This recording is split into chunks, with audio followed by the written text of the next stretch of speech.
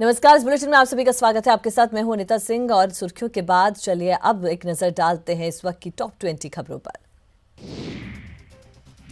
सिरोही के शिवगंज इलाके में फाइटर प्लेन क्रैश हो गया। हालांकि इस हादसे में पायलट सुरक्षित बच गया। ये विमान रूटीन मिशन पर था। फिलहाल अधिकारी मौके पर मौजूद हैं।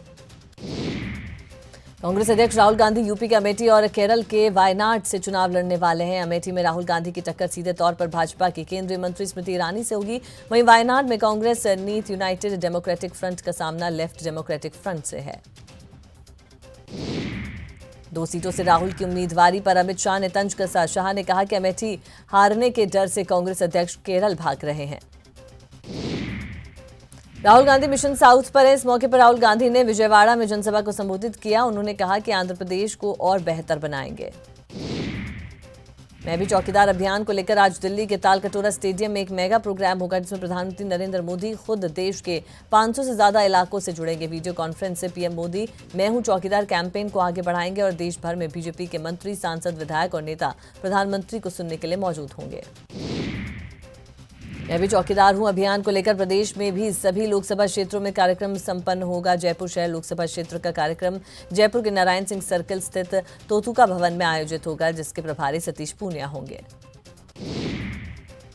जयपुर में मरुधरा ओसवाल समाज का होली मिलन समारोह में सीएम गहलोत ने शिरकत की। इस मौके पर गहलोत ने कहा कि जोधपुर के लोगों के आशीर्वाद की वजह से सीएम बना हूं। सीएम गहलोत ने कहा कि राजस्थान के प्रथम सेवक के तौर पर काम कर रहा हूं। उन्होंने कहा कि ओसवाल समाज जयपुर और मेरी राजनीतिक जीवन की शुरुआत साथ साथ हुई है। कांग्रेस सरकार के 100 साल पूरे होने पर केंद्रीय राज्य मंत्री अर्जुन राम मेघवाल ने बीकानेर में प्रेस वार्ता की। प्रेस वार्ता में उन्होंने बताया कि कांग्रेस ने अपने 100 दिन चाहे पूरे कर लिए हों, लेकिन जनता के सपने पूरे करने में नाकाम रही। बीकानेर से कांग्रेस उम्मीदवार मदन मेघवाल के खिलाफ उन्हीं की पार्टी के खाजूवाला विधायक गोविंद मेघवाल ने मोर्चा खोल दिया है। कांग्रेस विधायक गोविंद मेघवाल ने कहा कि रामेश्वर डूडी की जिद के कारण बीकानेर की सीट अब दूर की कौड़ी साबित हो रही है।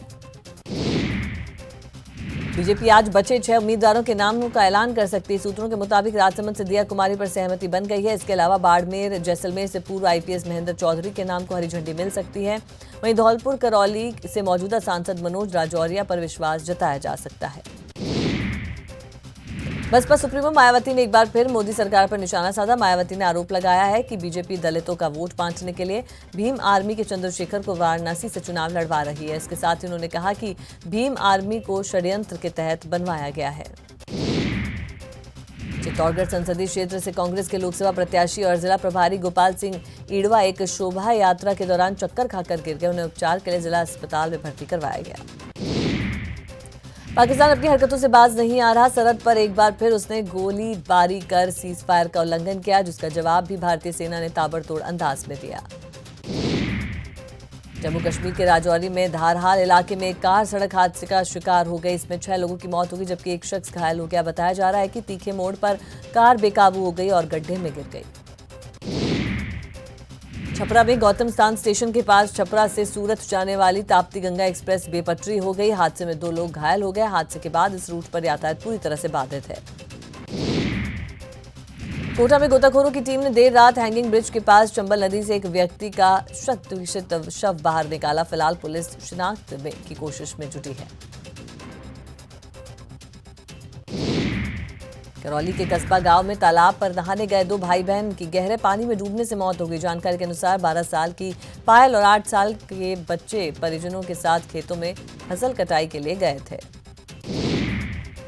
अलवर में मॉब लिंचिंग की एक और घटना सामने आई है, जहां रामगढ़ मोड़ पर गौरक्षकों ने गाय ले जा रहे 3 लोगों के साथ जमकर मारपीट की। सूचना पर पहुंची पुलिस ने घायलों का इलाज करवाया, मामला दर्ज किया और आरोपी तुषार सोलंकी को गिरफ्तार किया, जबकि उसके साथ मौजूद अन्य 4 लोगों के खिलाफ थाने में मामला दर्ज करवाया गया।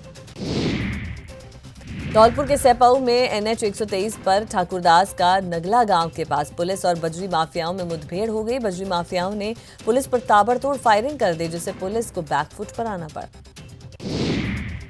उदयपुर के सिवाना इलाके में कुछ अज्ञात बदमाशों ने घर में घुसकर एक परिवार के साथ बुरी तरह से मारपीट की, जिसमें परिवार के 4 लोग गंभीर रूप से घायल हो गए। प्रतापगढ़ के बारदाना गोदाम में आग लगने से हड़कंप मच गया। सूचना मिलने पर पहुंची दमकल की गाड़ी ने आग पर काबू पाया। उधर काशी के हर्षिल वैली में भारी हिमस्खलन होने की मांग होने से गंगा भागीरथी की एक धारा का प्रवाह कुछ देर के लिए अवरुद्ध हो गया। हालांकि पानी से बर्फ कटने पर अब नदी का प्रवाह सामान्य हो गया है। देश के सरकारी और निजी बैंक वैसे तो हर रविवार को बंद रहते, लेकिन इस बार ऐसा नहीं है। वित्तीय साल का आखिरी दिन होने से आज देश के सरकारी बैंक खुले हैं।